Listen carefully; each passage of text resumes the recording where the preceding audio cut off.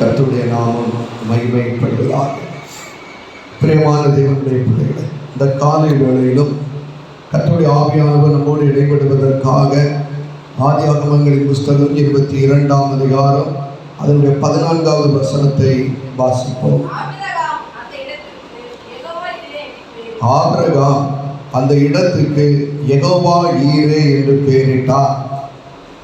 அதனாலே கர்த்தருடைய பர்வதத்திலே பார்த்து கொள்ளப்படும் என்று இந்நாள் வரைக்கும் சொல்லப்பட்டு வருகிறது.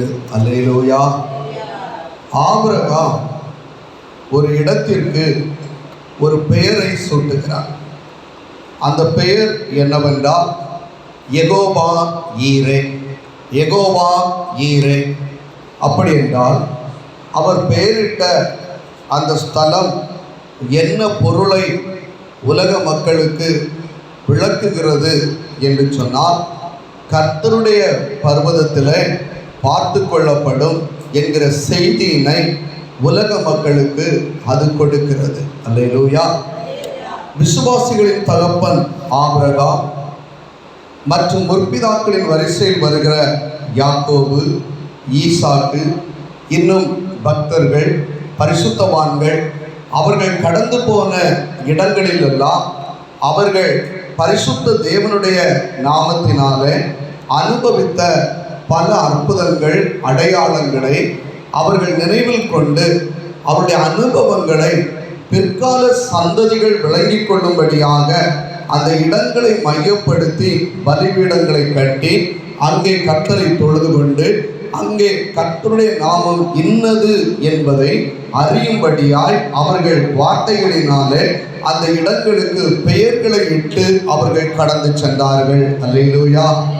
நாம் வாழுகிற வாழ்க்கை என்பது, அன்புக்குரிய தேவனுடைய பிள்ளைகளே, ஆண்டவரை சார்ந்த ஒரு வாழ்க்கையாய் எப்பொழுதும் இருக்க வேண்டும் என்பதை இந்த பகுதி நமக்கு மையப்படுத்துகிறது. இந்த காலை வேளையில் ஆண்டவருடைய சமூகத்தில் நாம் அனைவரும் ஒன்று கூடி வந்திருக்கிறோம். ஒன்று கூடி வந்திருக்கிற நம்முடைய வாழ்க்கையிலே ஆண்டவர் என் வாழ்வில் ஏதாவது ஒன்றை நடப்பிக்க வேண்டும் என்கிற உணர்வோடு வருகிற அனுபவங்களும் உண்டு. இல்லை என்றால் கர்த்தர் இதை என்னுடைய வாழ்க்கையிலே செய்ய வேண்டும் என்று சொல்லக்கூடியதான எதிர்பார்ப்போடும் ஆண்டுடைய சமூகத்திலே வருகிறது உண்டு. ஒரு மனிதன் ஆண்டுடைய சமூகத்திலே வரும் பொழுது ஒரு விண்ணப்பத்தோடு வருகிறான், வேண்டுதலோடு வருகிறான். எப்படிப்பட்ட விண்ணப்பம், வேண்டுதல் என்று பார்க்கும்போது, ஆண்டவருடைய சமூகத்திற்குள் போகிறேன், ஆண்டவர் இதை என்னுடைய வாழ்க்கையிலே செய்ய வேண்டும் என்கிற தாகத்தோடு எதிர்பார்ப்போடு வருகிறவர்கள் உண்டு. ஆனால் அதே வேளையிலே வேதாகமம் அதிகமாக கர்த்தரை குறித்து முன்வைக்கிற காரியம் என்னவென்றால், இந்த சூழ்நிலைகளை நான் கடந்து போய் கொண்டிருக்கிறேன், இந்த சூழ்நிலைகள் எனக்கு முன்பாக வைக்கப்பட்டிருக்கிறது, இந்த சூழ்நிலைகளுக்கு நடுவில் கர்த்தர் என்னில் எப்படி மகிமைப்பட போகிறார், ஆண்டவர் என்னை எப்படி நடத்த போகிறார், என்னில் அவருடைய திட்டம் என்ன, என்னில் அவருடைய தீர்மானம் என்ன, அவர் எதற்காய் இந்த வேளையை, இந்த நாளை, இந்த நாளிகையை எனக்கு கொடுத்திருக்கிறார் என்பதை அறியும் தாகத்தோடு மருமக்களாகி நாம் ஒவ்வொருவரும் அவருடைய பாதத்தில் வர வேண்டும் என்பது வேதாகமம் பக்தர்கள் வழியாக, பரிசுத்தவான்கள் வழியாக நமக்கு உணர்த்தி கொடுக்கக்கூடிய செய்தி அதிகம் காணப்படுகிறது. அல்லேலூயா. இங்கேயும் நாம் கவனித்து பார்க்கும் பொழுது ஆபிரகாமுடைய வாழ்க்கையில ஆபிரகாம், ஆண்டவர் என் வாழ்வில் இப்படி ஒரு நெருக்கடி நிலை இருக்கிறது, இதிலே ஆண்டவர் இதை செய்ய மாட்டாரா, இதை செய்ய மாட்டாரா என்று சொல்லக்கூடிய மனநிலையை விடுத்து இங்கே ஆபிரகாம் கர்த்தருடைய சமூகத்திலே எப்படி வருகிறாரே என்று சொன்னால், அவர் என்னுடைய வாழ்க்கையிலே எதை நடப்பிக்க போகிறார், ஆண்டவர் என்னுடைய வாழ்க்கையிலே எதை செய்ய போகிறார், அவருடைய சித்தம் என்ன, அவருடைய திட்டம் என்ன என்கிறதை மனதிலே கொண்டு ஆண்டவருடைய சமூகத்தில் வருகிறார். எனவேதான் இந்த ஆபிரகாம் ஆண்டவர் அவரை அழைக்கும் போது சொல்லுகிறார், 22ஆம் அதிகாரம் 1ஆம் வசனத்திலே, இந்த காரியங்கள் நடந்த பின்பு தேவன் ஆபிரகாமை சோதித்தார். எப்படி எனில், அவர் அவனை நோக்கி ஆபிரகாமை என்றார், அவன் இதோ அடியேன் என்றான்.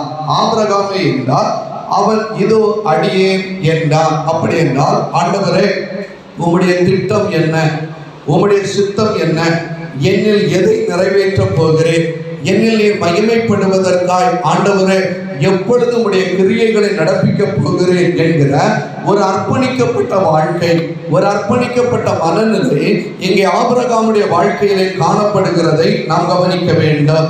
முதலாவதாக இந்த இடத்துல நீங்கள் கவனித்து பார்க்கும் பொழுது, இந்த ஆபிரகாமுடைய அர்ப்பணிப்பு, கர்த்தர் என்னில் எப்படி மகிமைப்பட போகிறார், என்னில் எப்படி அவருடைய காரியத்தை நிறைவேற்றப் போகிறார் என்கிற அந்த அர்ப்பணிப்பின் முதல் பகுதி ஆபிரகாமுடைய வாழ்க்கையில் எப்படி காணப்படுகிறது என்றால், 3ஆம் வசனத்தை ஒருவர் வாசிக்கலாம்.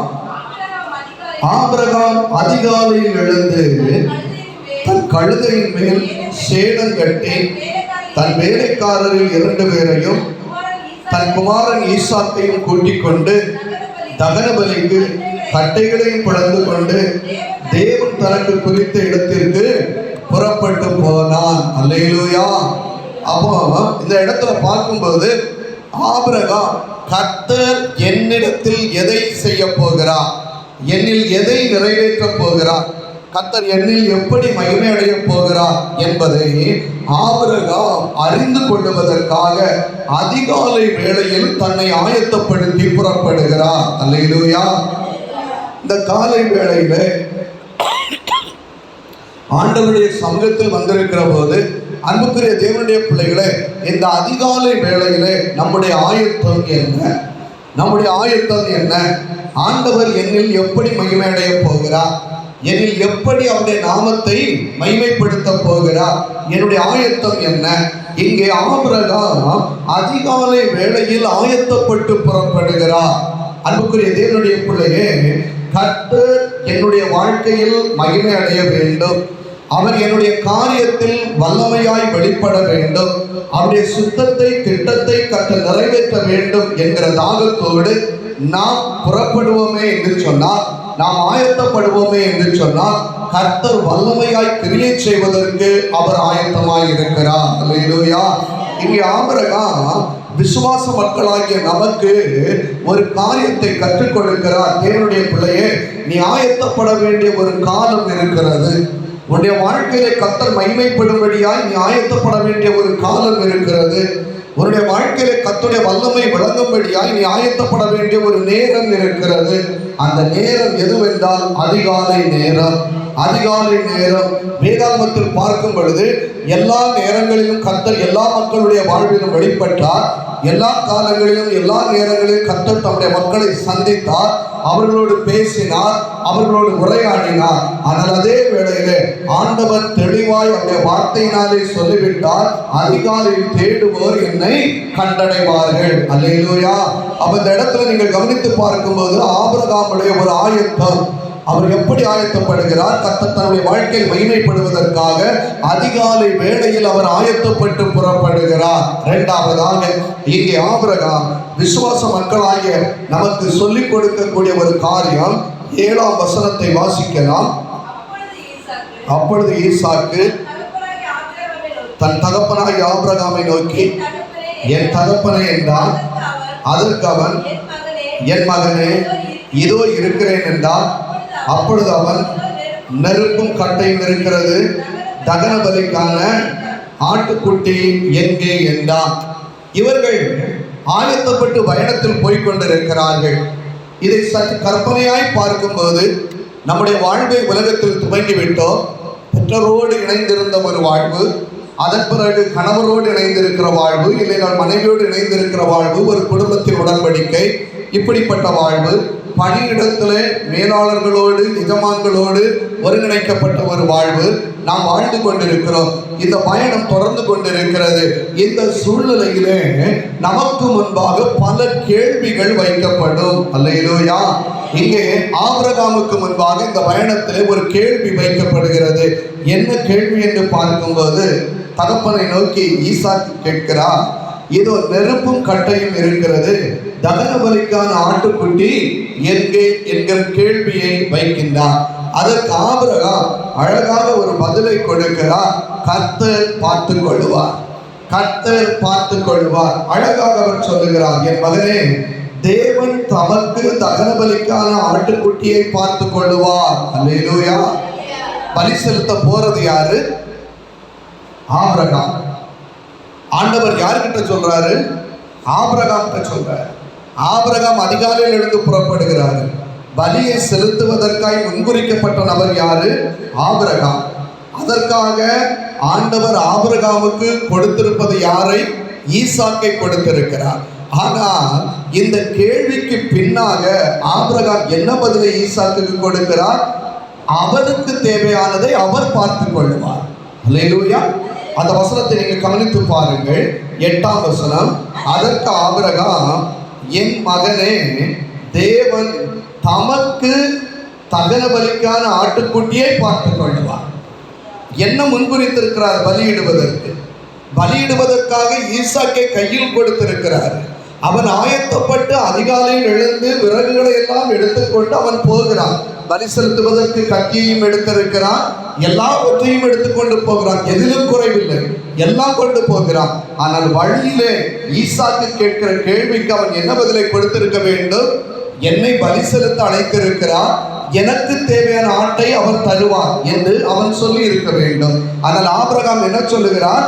எனக்கு தேவையானதை தருவார் என்று சொல்லவில்லை, அவருக்கு தேவையானதை அவர் பார்த்து கொள்வார். அல்லேலூயா, அல்லேலூயா. இந்த நம்பிக்கை நமக்கு இருக்க வேண்டும். இந்த காலை வேளையில் ஆண்டுடைய சமூகத்தில் இருக்கிற போது அன்புக்குரிய தேவனுடைய பிள்ளையே, நீங்கள் ஒன்றை ஆழமாய் விசுவாசித்துக் கொள்ளுங்கள். உங்களையும் என்னையும் இந்த காலை வேளையிலே அவருடைய சமூகத்திலே முன்குறித்திருக்கிறவர் கர்த்தர் ஒருவரே, மனிதன் அல்ல, மனிதன் அல்ல. நம்மை முன்குறித்திருக்கிறவர் கர்த்தர் ஒருவரே. என்னை இந்த விசுவாச ஓட்டத்திற்கு அழைத்திருக்கிறார்.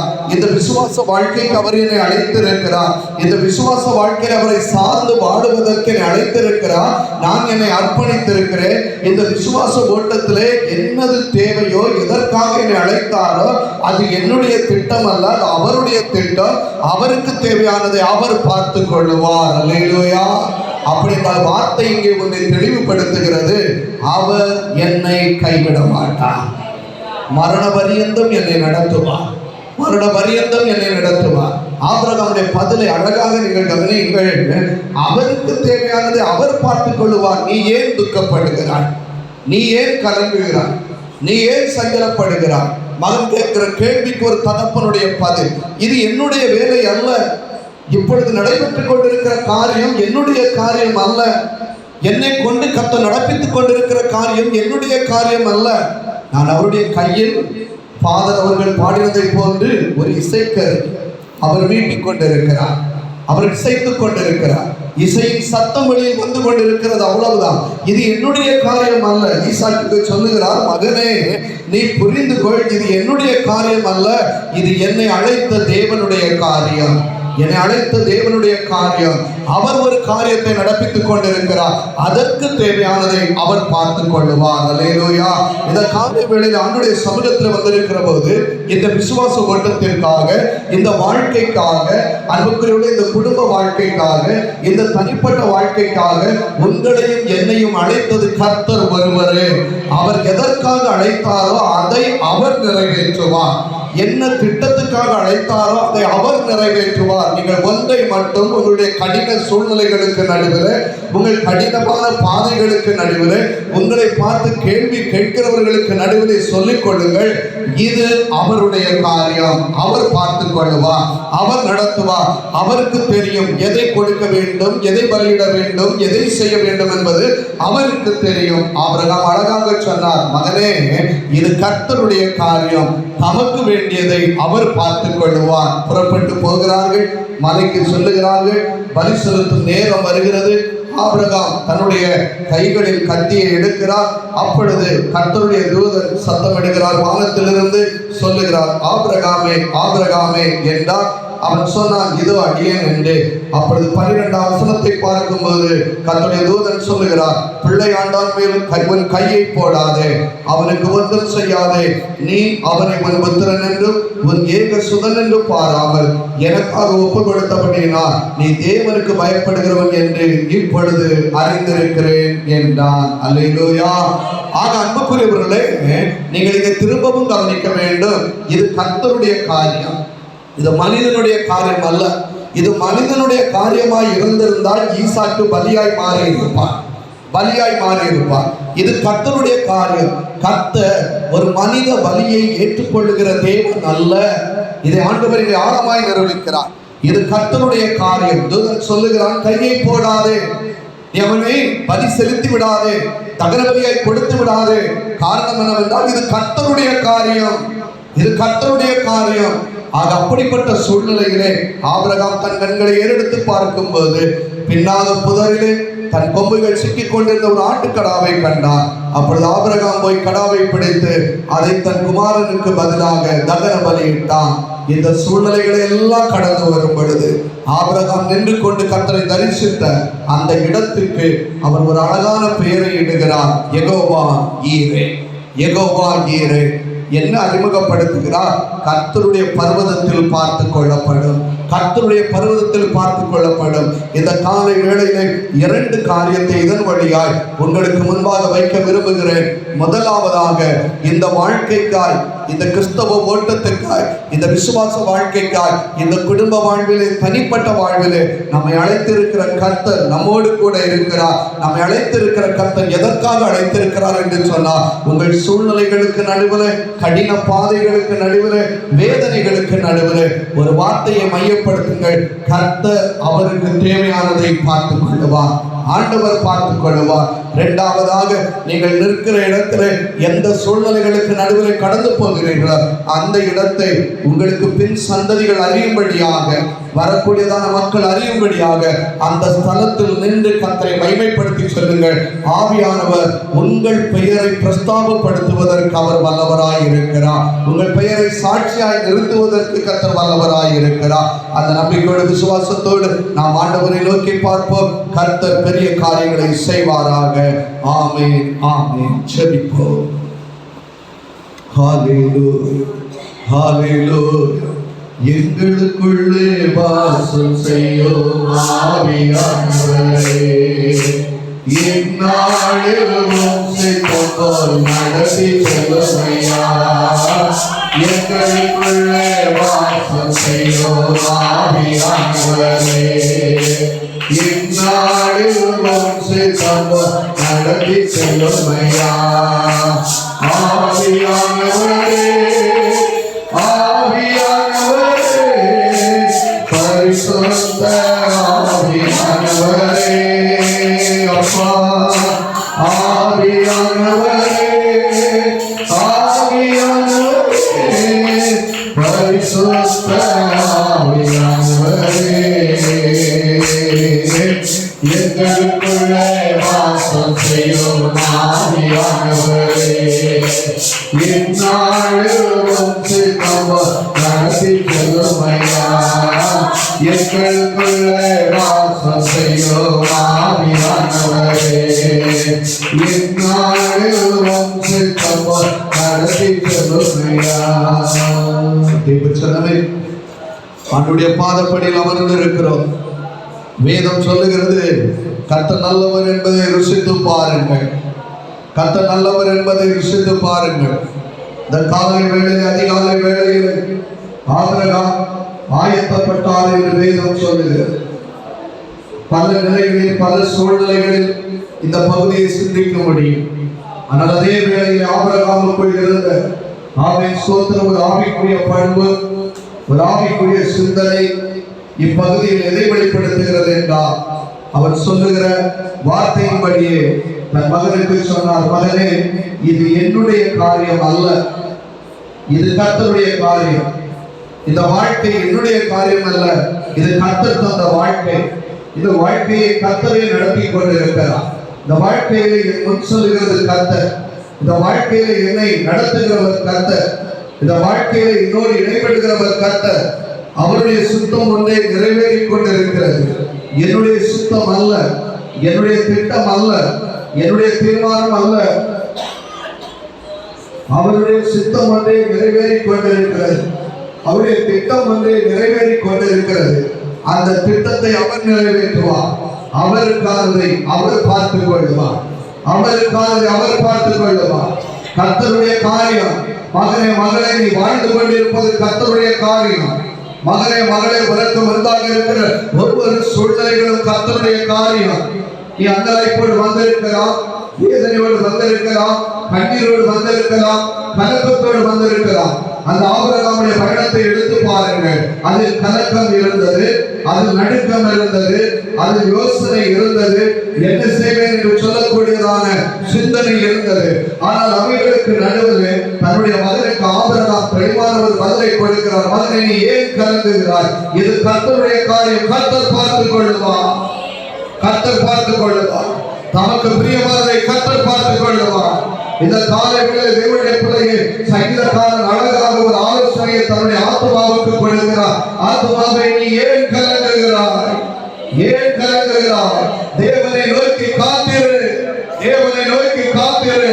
நான் நம்பி இருக்கிறது அவராலே வரும், நான் நம்பி இருக்கிறது அவராலே வரும். ஏனென்றால் நான் இன்றைக்கு வாழ்வது, பிழைத்திருப்பது அவருடைய காரியம், அவருடைய காரியம். இது என்னுடைய காரியம் அல்ல, இது என்னுடைய காரியம் அல்ல, இது என்னை உண்டாக்கி உருவாக்கிற கர்த்தருடைய காரியம்.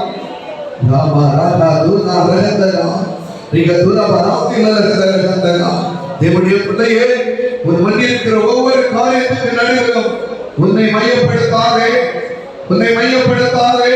ஒரு வாழ்க்கைக்கு நடுவில் உன்னை மையப்படுத்தாதே, கர்த்தரை மையப்படுத்த. இது கர்த்தருடைய காரியம், இது கர்த்தருடைய காரியம், இது கர்த்தருடைய காரியம். இன்னைக்கு முன்னால் இருக்கிற ஒவ்வொரு நிகழ்வுகளும் கர்த்தருடைய காரியம். முன்னால் இருக்கக்கூடிய ஒவ்வொரு காரியங்களும் கர்த்தருடைய காரியம். அந்த காரியத்துக்கு நடுவில் நீ ஒன்றை சொல்வதற்கு உன் மனதை ஆயத்தப்படுத்திக் கொள். எந்த சூழ்நிலை வந்தாலும் சொல், கர்த்தர் தமக்கு பிரியமானதை பார்த்துக் கொள்வார், கர்த்தர் தமக்கு பிரியமானதை பார்த்துக் கொள்வார், கர்த்தர் தமக்கு பிரியமானதை பார்த்துக் கொள்வார். கர்த்தர் நாமம் என் புகழிடமே, கர்த்தரோடு துதித்திடுவே.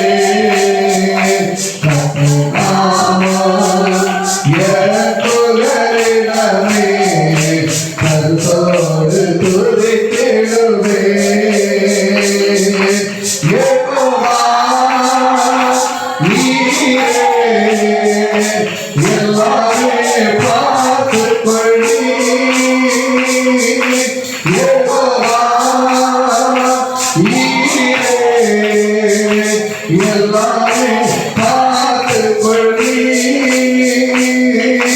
கலங்கலப்பா நாங்கள் கலங்கலப்பா, கலங்கலப்பா நாங்கள் கலங்கலப்பா. என் புகழிடமே, கர்த்தரோடு துதித்திடுவே. கர்த்தர் நாமம் என் புகழிடமே, கர்த்தரோடு துதித்திடுவே. இது அவருடைய காரியம், இது அவருடைய காரியம். எனவே தான் ஆண்டவராகிய இயேசு கிறிஸ்து அன்று கல்வாரி சிலுவையை சுமக்கும் நேரத்தில் அவர் அப்படியாய் தன்னுடைய பாதையிலே, கடின பாதையிலே கடந்து போகிற நேரத்திலே பிதாவை பார்த்து சொன்னார், இந்த பாத்திரம் என்னை விட்டு நீங்க கூடுவானால் நீங்கட்டும், ஆனாலும் என்னுடைய சித்தத்தின்படியே உங்களுடைய சித்தத்தின்படியே ஆகப்படாது, உங்களுடைய சித்தத்தின்படியே ஆகப்படாது. இது என்னுடைய சித்தம் அல்ல, இது உங்களுடைய காரியம், இது உங்களுடைய காரியம். ஆண்டவருடைய வாழ்க்கைக்கு முன்பாக நடைபெறுகிற அத்தனையும் உங்களுடைய காரியம், உங்களுடைய காரியம், உங்களுடைய காரியம். உமக்கு சுத்தமானதை செய், உமக்கு சுத்தமானதை செய். இந்த காலை வேளையில் எத்தனை பேர் அர்ப்பணிக்கிறீர்கள், எத்தனை பேர் அர்ப்பணிக்கிறீர்கள்? ஒரு ஆபிரகாம் தன்னுடைய பயணத்தை அதிகாலையில் துவங்கின போது இந்த வாழ்க்கையை இன்றைக்கு காலை வேளையில் துவங்குகிறீர்கள். உங்களுடைய வாழ்க்கையில் அதிகாலை வேளையில் துவங்குகிறது. இந்த நாளை சந்திக்கப் போகிறீர்கள். கர்த்தர் உங்களுக்கு முன்பாக பல பிரயாணங்களை வைத்திருக்கிறார், பல சூழ்நிலைகளை வைத்திருக்கிறார். ஆமென், ஸ்தோத்திரம். அந்த சூழ்நிலைகளுக்கு நடுவில் நீங்கள் சந்திக்கும் போது, சந்திக்கிற சூழ்நிலைகளுக்கு நடுவில் ஒன்றை சொல்லுங்கள், இது கர்த்தருடைய காரியம், அவருக்கு பிரியமானது என்னதென்று அவர் அறிந்திருக்கிறார். அதை அவர் பார்த்துக் கொள்வார், அதை அவர் பார்த்துக் கொள்வார். அப்படி ஆபிரகாம் இங்கே அடுத்ததாக சொல்லக்கூடிய காரியம் என்னவென்றால், அவர் பார்த்துக் கொள்வார். நான் வாழ்ந்து கொண்டிருக்கிறேன், நான் என் காரியமாய் போய் கொண்டிருக்கிறேன், கர்த்தருடைய காரியமாய் நான் போய் கொண்டிருக்கிறேன். அவர் தனது வாழ்க்கையில் நான் வாழ்ந்து அவருக்கு பிரியமானதை அவர் பார்த்துக் கொள்வார். மகனே மகளே, சகோதரனை சகோதரியே, இந்த காலை வேளையில் உங்களுக்கு நான் ஒன்றை ஆழமாய் சொல்லிக்கொள்ள விரும்புகிறேன். வேதாகமத்தில் இப்படியாய் ஒரு வார்த்தை உண்டு, உங்கள் துக்கம் சந்தோஷமாய் மாறும். உங்கள் துக்கம் சந்தோஷமாய் மாறும். இந்த வாழ்க்கை, இந்த காலைகளில் துவங்குகிறீர்கள், இன்னும் பயணிக்கிறீர்கள், வாழப் போகிறீர்கள். இந்த வாழ்க்கையை நீங்கள் சொல்லுங்கள், இது கர்த்தர் கொடுத்த வாழ்க்கை, இது கர்த்தர் என்னை நடத்துகிறார், அவருக்கு சுத்தமானதை அவர் பார்த்துக் கொள்வார். நான் நிச்சயமாகவே சொல்லுகிறேன், அவருக்கு புரியமானதை அவர் பார்த்துக் கொள்வார். அந்த காரியங்களை கண்களுக்கு புலப்படும், அந்த காரியங்கள் உங்கள் காதுகளுக்கு எட்டும், அந்த காரியங்கள் நடைபெறுவதை பார்க்க கர்த்தர் உதவி செய்வார். அப்பொழுது வார்த்தை நிறைவேறும். உங்களுக்குள் இருக்கிற துக்கம் சந்தோஷமாய் மாறும்.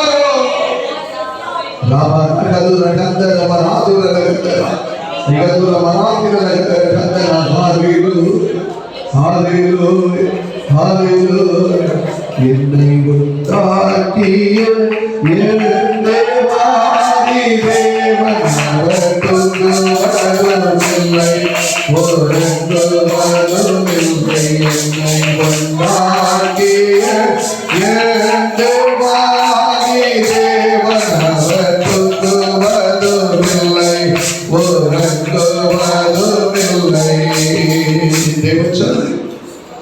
அவர் நடத்துவார், அவர் நடத்துவார். இன்னைக்கு உங்கள் மனதில் ஆழமாய் பதிப்பீர்களா? உங்கள் மனதில் ஆழமாய் பதிப்பீர்களா? இந்த வாழ்க்கை, நான் வாழ்கிற சூழ்நிலை, இது எல்லாமே கர்த்தருடைய காரியம், கர்த்தருடைய காரியம். அவருக்கு சுத்தமானதை அவர் பார்த்துக் கொள்வார், அவர் பார்த்துக் கொள்வார், அவர் பார்த்துக் கொள்வார், அவர் பார்த்துக் கொள்வார். இரண்டாவதாக அன்புக்குரியவர்களே, இப்பொழுது நான் உங்களுக்கு சொல்லுகிறேன், அவர் பார்த்துக் கொள்வார். அவருடைய காரியத்திற்கு அவரை நடத்துவார். நடத்தி வேதம் சொல்லுகிறபடி பலிபீடத்தண்டை உன்னை கொண்டு வருவார், பலிபீடத்தண்டை உன்னை கொண்டு வருவார். ஆபிரகாமை அதிகாலையிலே அழைத்தப்படுத்தி நடத்திய கர்த்தர் அதன் முடிவை எங்கே வைத்திருந்தார் என்றால் பலிபீடத்தண்டை வைத்திருந்தார், பலிபீடத்தண்டை வைத்திருந்தார். அவர் சொன்னார், என்னை நோக்கி கூப்பிடு, நான் உன்னை விடுவிப்பேன், நீ என்னை மகிமைப்படுத்துவார். ஐயா, இந்த வாழ்க்கையை வாழ்வதற்காக அதிகாரிகளே கர்த்தருடைய சமூகத்தில் வந்திருக்கிற உன்னிடத்தில் நான் கர்த்தருடைய நாமத்தினால் சொல்லுகிறேன், ஒரு காரியம் நிறைவேறும், கர்த்தருடைய திட்டம் நிறைவேறும், கர்த்தருடைய சித்தம் நிறைவேறும். அப்பொழுது கர்த்தருடைய பலிபீடத்தண்டை நீ நிற்பாய், கர்த்தருடைய பலிபீடத்தண்டை நீ நிற்பாய், கர்த்தரை மகிமைப்படுத்துவதற்காக பலிபீடத்தண்டை நீ நிற்பாய். ஹல்லேலூயா, ஹல்லேலூயா. ஆபிரகாம் கர்த்தருடைய பலிபீடத்தண்டை நின்றார். எதற்காக என்றால் கர்த்தரை மகிமைப்படுத்துவதற்காக, கர்த்தரை துதிப்பதற்காக, கர்த்தரை ஸ்தோத்திரிப்பதற்காக, கர்த்தரை ஆராதிப்பதற்காக, கர்த்தருக்கு நன்றிகளை செலுத்துவதற்காக, கர்த்தருக்கு துதிபலிகளை செலுத்துவதற்காக அவருடைய பலிபீடத்தண்டை வந்து நின்றார்.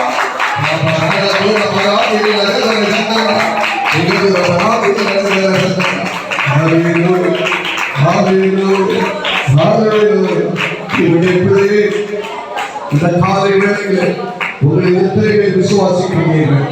கர்த்தர் எனக்கு குறித்திருக்கிற நாளிலே அவர் நன்றிகளை செலுத்த நான் பலிபீடத்தண்டை நிற்பேன், நான் பலிபீடத்தண்டை நிற்பேன், நான் பலிபீடத்தண்டை நிற்பேன். அப்படின்னால் இந்த பலிபீடத்தண்டை நிற்கிற அந்த அனுபவம் எதை சுட்டி காட்டுகிறது என்று சொன்னார், தேவனுடைய பிள்ளையே, நீ கர்த்தரை சார்ந்திருப்பாயே என்று சொன்னார். ஒரு காரியம் ஜெயமாய் மாறும், ஒரு காரியம் ஜெயமாய் மாறும். இந்த பலிபீடத்தின் அனுபவம் அதை குறிப்பிடுகிறது, இந்த பலிபீடத்தின் அனுபவம் அதை குறிப்பிடுகிறது. ஒரு காரியம் ஜெயமாய் மாறும், ஒரு காரியம் ஜெயமாய் மாறும். இந்த அதிகாலை வேளை ஆயத்தம் ஒரு காரியத்தில் ஒரு ஜெயத்தை கொண்டு வரும். இந்த அதிகாலை ஆயத்தம் ஒரு வாழ்க்கையில் ஒரு ஜெயத்தை கொண்டு வரும். இந்த அதிகாலை ஆயத்தம் ஒரு வாழ்க்கையில் ஒரு வெற்றியை கொண்டு வரும். இந்த அதிகாலை ஆயத்தம் ஒரு வாழ்க்கையில் ஒரு லட்சமான தெய்வத்துடைய நன்மையை கொண்டு வரும்.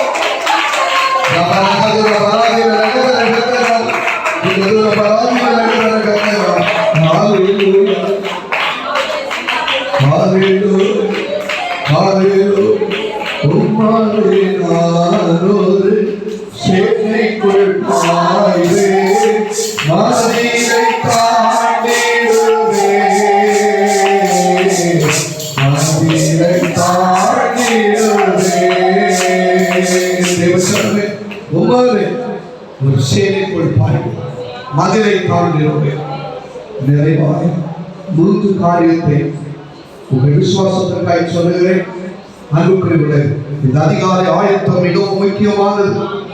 அதை மனதில் கொள்ளுங்கள், ஆயத்தப்படுங்கள். ஒவ்வொரு சூழ்நிலைகளுக்கு நடுவில் சொல்லுங்கள், அவருக்கு சுத்தமானதை அவர் பார்த்துக் கொள்வார். அவர் பார்த்துக் கொள்வார். என்னை அழைத்த அழைப்பில் நான் கடந்து போக வேண்டியது அவசியமாக இருக்கிறது. என்னை அழைத்த அழைப்பில் நான் செய்ய வேண்டியது அவசியமாக இருக்கிறது. மூன்றாவது, கர்த்தருடைய நாமத்தில் சொல்கிறேன், பலிபீடத்தண்டை நிற்பீர்கள். பலிபீடத்தண்டை நிற்பீர்கள். எதற்காக? அவருக்கு சுத்தமானதை அவர் நிறைவேற்றினார். பலிபீடத்தண்டை மகிமை செலுத்தும்படியாய் கர்த்தர் உங்களை நிற்கப்படுவார். அப்பொழுது அந்த பலிபீடத்தண்டை சொல்லுங்கள், கர்த்தர் இருக்கிறவராய் இருக்கிறார். என்னை அழைத்தவர் உண்மை உள்ளவர். என்னை அழைத்தவர் என்னை கைவிடவில்லை.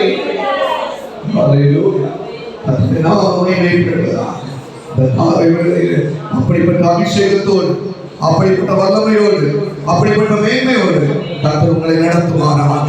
கர்த்தர் பார்த்துக் கொள்வார். கலங்காதிருங்கள். இந்த காலை வேளையிலே ஒரு 2 நிமிடம் கர்த்தருடைய சமூகத்தில் நான் ஜெபிக்க விரும்புகிறேன். நல்லாரும் ஜெபிக்க போகிறோம். ஆண்டவரே, பலிபீடத்தண்டை உமக்கு நன்றி செலுத்தும் வாக்கியத்தை எனக்கு தார். பலிபீடத்தண்டை உமக்கு நன்றி செலுத்தும் வாக்கியத்தை எனக்கு தார். பலிபீடத்தண்டை உம்மை துதிக்க எனக்கு பலனை தார். பலிபீடத்தண்டை உம்மை ஆராதிக்க எனக்கு பலனை தார். பலிபீடத்தண்டை உம்முடைய நாமத்தை சொல்லி உம்மை ஸ்தோத்தரிக்கும் பலனை ஆமென் எனக்கு தார். ஆண்டவரே எனக்கு தார். ஆவியானவரே எனக்கு தார். அந்த பலிபீடத்தண்டை நன்றி செலுத்தும் நாளை எனக்கு தார். நான் விசுவாசிக்கிறேன்.